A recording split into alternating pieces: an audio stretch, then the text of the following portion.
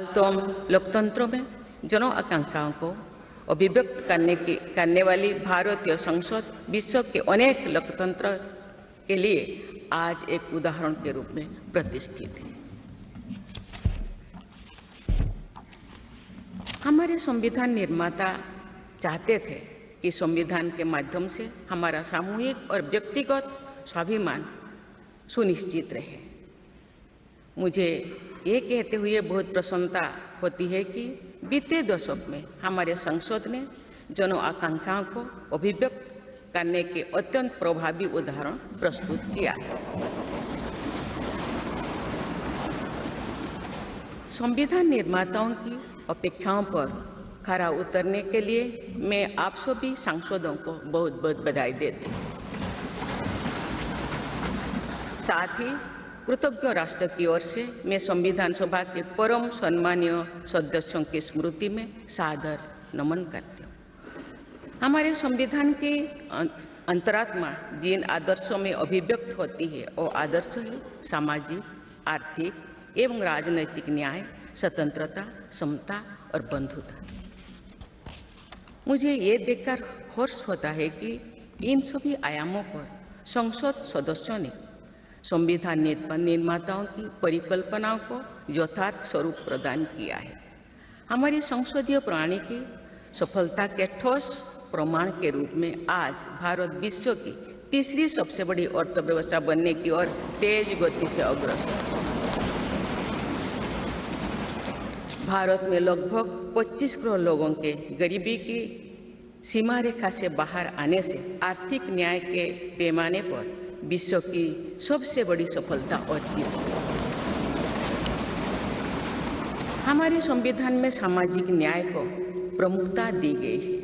सामाजिक न्याय के आदर्शों के अनुरूप समावेशी विकास के प्रयास किए जा रहे हैं। ऐसे अनेक प्रयासों में इकोनॉमिकली वीकर सेक्शंस के लिए शिक्षण संस्थाओं और रोजगार में आरक्षण का प्रावधान करना, दिव्यांगजनों की परिभाषा को विस्तार देते हुए उनके हित में विशेष अधिनियम लागू करना और उसे कार्यरूप देना तथा राष्ट्रीय पिछड़ा वर्ग आयोग को संवैधानिक दर्जा प्रदान करना शामिल है।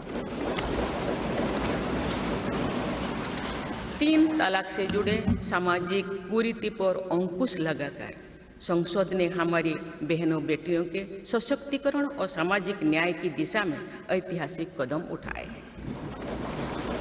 देश के आर्थिक एकीकरण के लिए स्वाधीनता के बाद का सबसे बड़ा टैक्स सुधार गुड्स एंड सर्विसेज टैक्स के रूप में किया गया है।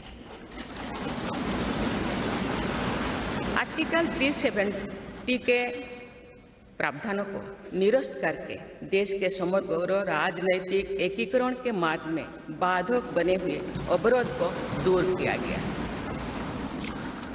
नारी शक्ति बंधन अधिनियम द्वारा वुमेन लीड डेवलपमेंट के एक नए युग आरंभ होगा। नारी शक्ति अर्थात मातृशक्ति के बंधन का हमारे संस्कृति में अत्यंत महत्वपूर्ण स्थान रहा है। इस वर्ष 7 नवंबर से हमारा राष्ट्रगीत वंदे मातरम की रचना के 150 वर्षों पूरी होने के उपलक्ष्य में देशव्यापी स्मरण उत्सव मनाया जा रहा है। ये स्मरण उत्सव भारत माता को समृद्ध, सशक्त और आत्मनिर्भर बनाने का संकल्प का अवसर है। मुझे विश्वास है कि इस राष्ट्रीय संकल्प की सिद्धि के लिए आप सभी सदस्यगण देशवासियों को दिशा और प्रेरणा प्रदान करेंगे। हमारा संविधान हमारी राष्ट्रीय अस्मिता का ग्रंथ है। ये हमारी राष्ट्रीय पहचान का ग्रंथ है। ये कॉलोनियल माइंडसेट का परित्याग करके नेशनलिस्ट माइंडसेट के साथ देश को आगे बढ़ाने की मार्गदर्शक ग्रंथ है। इसी भावना के अनुरूप सामाजिक और तकनीकी बदलाव को ध्यान में रखते हुए क्रिमिनल जस्टिस सिस्टम से जुड़े महत्वपूर्ण अधिनियम लागू किए गए। दंड के स्थान पर न्याय की भावना पर आधारित भारतीय न्याय संहिता, भारतीय नागरिक सुरक्षा संहिता और भारतीय साक्ष्य अधिनियम को लागू किया गया है। ऐसे अनेक प्रगतिशील वैधानिक को सार्थक विमर्श के बाद पारित करने के लिए मैं संसद सदस्यों की मुक्त कंठ से सराहना करती हूँ। संविधान संशोधन के प्रावधानों के महत्व पर चर्चा करते हुए इस बात को रेखांकित किया गया था कि संविधान में ही ऐसी व्यवस्था होनी चाहिए जिसके बल पर भावी पीढ़ियां आवश्यक अनुसार समयानुकूल संशोधन कर सकें। इस प्रकार संविधान निर्माताओं ने हमारे संविधान को गतिशीलता और जीवंतता प्रदान की है। माननीय सांसदगण, हमारे संविधान निर्माताओं ने भारत के लोकतंत्र को संवैधानिक आधार प्रदान करने के साथ साथ हमारी राष्ट्रीय एकता का ताना बाना भी बुना। संविधान निर्माण में अग्रणी भूमिका निभाने के साथ साथ सरदार पटेल ने अनेक रियासतों के विलय का महान कार्य करके भारत की एकता को नया स्वरूप दिया। इस वर्ष सरदार पटेल की 150वीं जयंती देशवासियों ने मनाई। उनकी 150वीं जयंती के उपलक्ष्य में पिछले वर्ष से आगामी वर्ष तक चलने वाले कार्यक्रम के माध्यम से देशवासी राष्ट्रीय एकता तथा गौरव की आदर्शों से जुड़ेंगे। हमारी संसद हमारे राष्ट्र का प्रतिबिंब है। लौह पुरुष सरदार वल्लभ भाई पटेल के आदर्शों को प्रसारित करने तथा कार्यरूप देने में आप सबका योगदान महत्वपूर्ण है।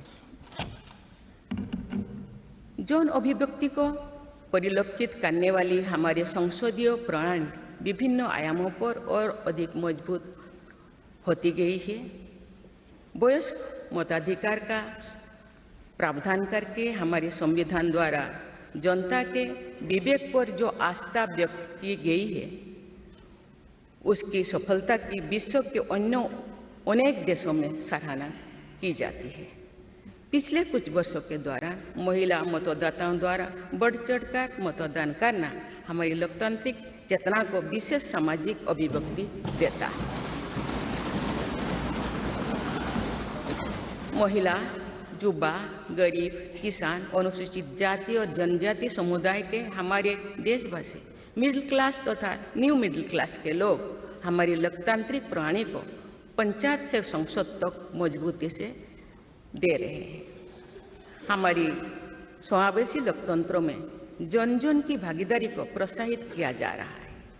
धरती आबा भगवान बिरसा मुंडा की जयंती के दिन जनजातीय गौरव दिवस मनाने की परंपरा शुरू की गई है और उसे बहुआयामी विस्तार दिया जा रहा है।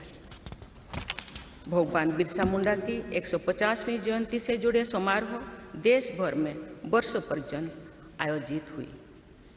विरासत और विकास को जोड़ने वाली जनजातीय परंपराओं का संरक्षण और संवर्धन किया जा रहा है। संवैधानिक आदर्शों में निहित सर्वसमावेशी दृष्टि हमारी शासन व्यवस्था को दिशा प्रदान करती है। हमारे संविधान में निहित नीति निर्देशक तत्व हमारी शासन व्यवस्था के लिए मार्गदर्शन प्रदान करते हैं।